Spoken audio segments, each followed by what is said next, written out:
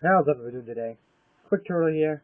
Today, I'm going to be showing you the new fridge and bank location on the Uprising map, Die Rise. It's really close to the beginning, so if you have a gun that you want to get, that you pack a punch or something, all you need to do is just go down the elevator. First you need to get a gun. They won't let you get it out because of the pistol. You can't stick a pistol in the fridge. Usually it does a swap with a gun. So let me just get some points here and just go back down. Now what you want to do is just go straight down the elevator. So when I go down, just hold on. Now from across, what you gotta do is just go down over here and just jump across.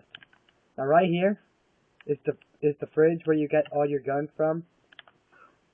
Just cannot place the markers, you can see, or you can't really see it. To retrieve weapon. I have an RPD in here, I don't really want to use it, I save it up for later. Now the bank is like right here too. So I can't really show you guys yet, let me just get a couple points. Actually, I can see right here. Hold square to withdraw.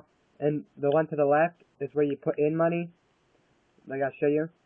I just got 1,000 out. I just put 1,000 in. That's not much for today, guys. Thanks for watching.